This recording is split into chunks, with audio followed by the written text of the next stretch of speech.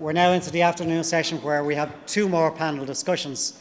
And this panel discussion and this session overall is to look at some of the family impacts in terms of family members, impacts on other family members with a relative to their loved one who are involved in some substance use.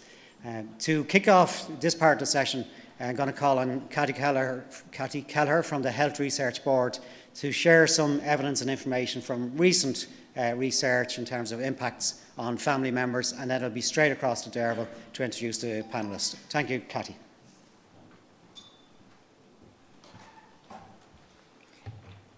So thank you, Paul, and good afternoon, everybody. So my name is Cathy, and I work at the Health Research Board in Dublin here.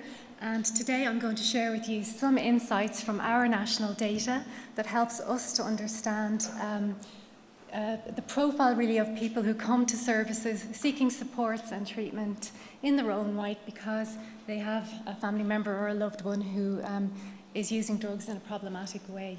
And when it comes to thinking about measures to reduce the harmful impacts of drug use, this group really should not be forgotten. Not only do they play a vital role in addiction treatment and recovery, but they are also deserving of support in their own right.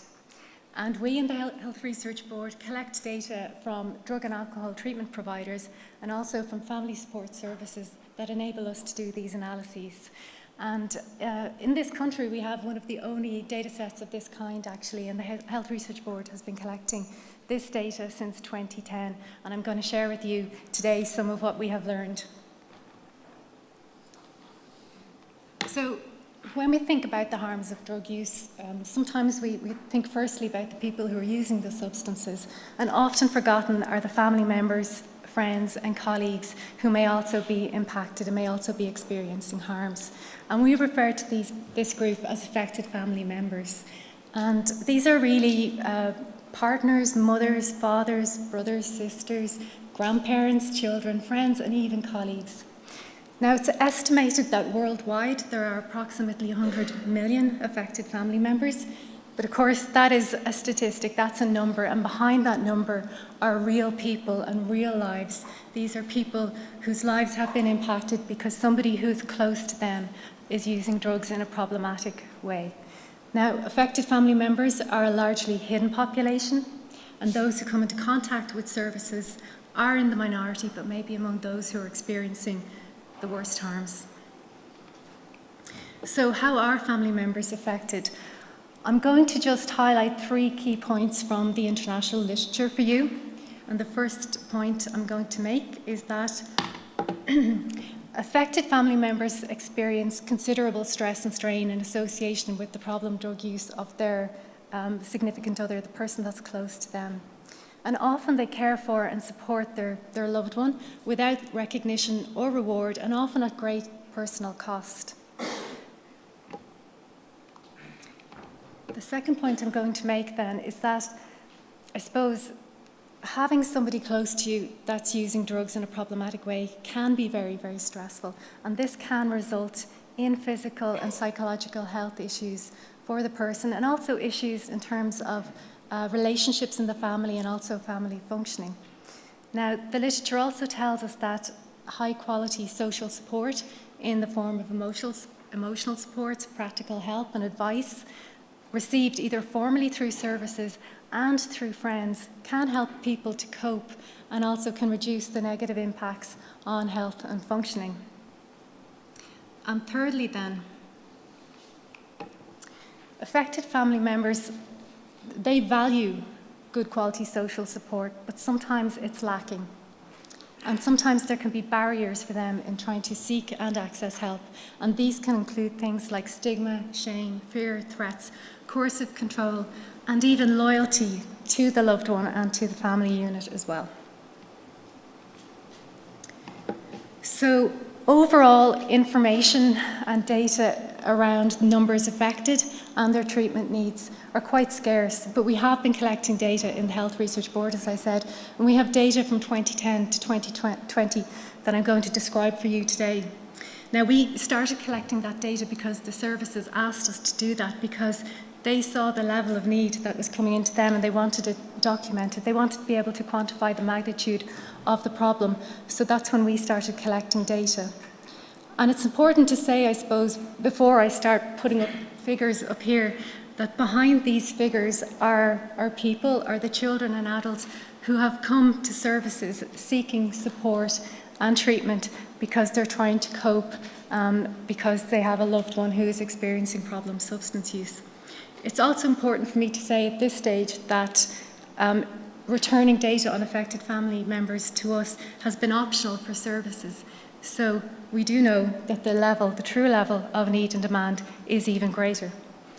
So between 2010 and 2020, the Health Research Board recorded 13,744 referrals from children and adults who were seeking support and help from treatment services as affected family members. And this is one of the largest analyses of data on affected family members that has been conducted worldwide to date. So I'll share with you now what we've learned about the profile of the children and adults seeking help. So in our data were 815 referrals for children who are seeking help. So in other words, 1 in 20 of the referrals or thereabouts were for a child who was seeking help. And half of these children were aged under 15 years. We also had referrals for around 12,000 adults, and half of these adults were aged under 46 years. With regard to the gender of referrals, well, most of the referrals were for females. In fact, 3 in every 4 of the referrals were for females, so 3/4. We also found that females were in the majority across all of the age categories, and females aged 35 to 54 accounted for 50% of the female referrals.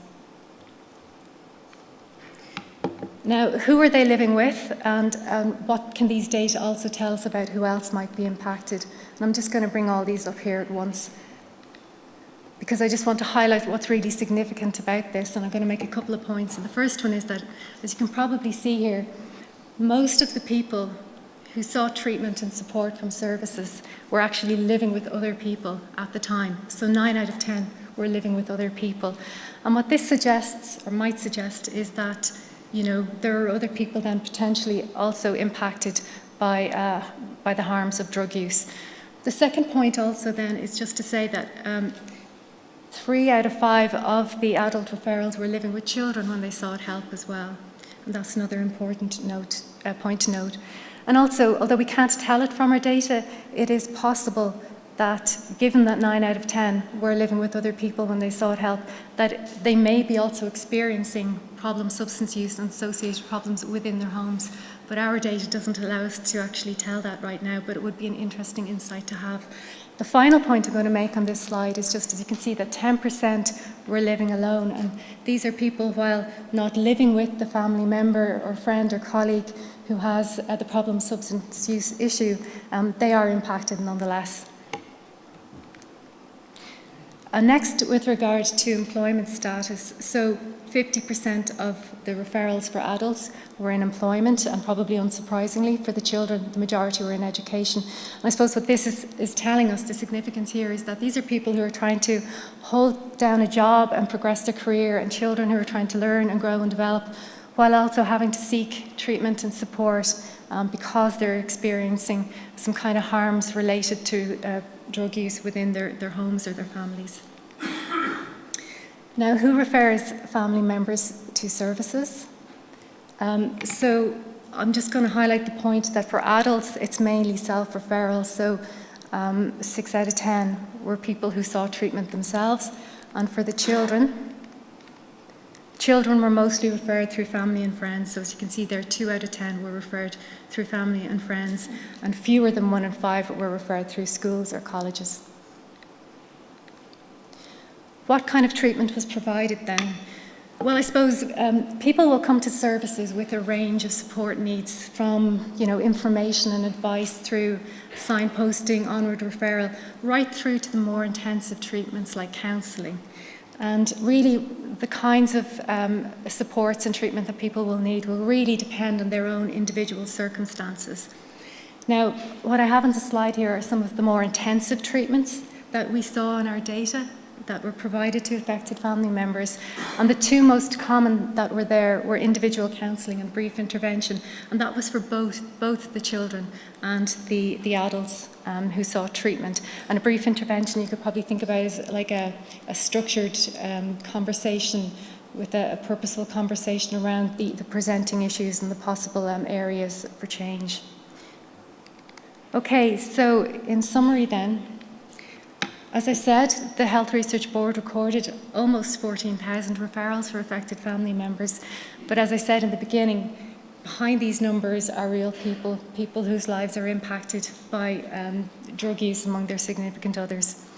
And that should be borne in mind. And then just to say that our findings are consistent with the international research. 3 and 4 were for females, and these were mainly aged 35 to 54 years. 1 in 20 of the referrals were for children, and half of these were aged under 15 years. And most of the referrals were living with other people when they sought treatment, and the adults, 3 and 5, were living with children. And just to say that obviously children are known as a special subgroup within affected family members because they don't have the same coping resources as adults, and because of their developmental stages, they are more vulnerable to the harmful effects of drug use within their homes and their families, and also associated problems like mental health or domestic violence. In conclusion then, so I presented to you today data from the only national data set on affected family members, and this has highlighted two things for us, so given us two real insights. First of all, that there is quite a demand for treatment out there for affected family members, and secondly, it's given us insight into who is seeking treatment. Now, it's also important to note that it is difficult to assess the extent of hidden harm. The true level of need and demand for treatment is likely much greater, and this is because returning data to us was optional for participating services, and we know that affected family members will be receiving help elsewhere, or indeed not at all. And finally then, just to say, our data show that routine monitoring is a valuable source of evidence in relation to affected family members and the hidden harm associated with drug use. And the insights that we have shared with you today can be used by policymakers and health service planners in the design and delivery of services for affected families, and indeed for their loved ones as well.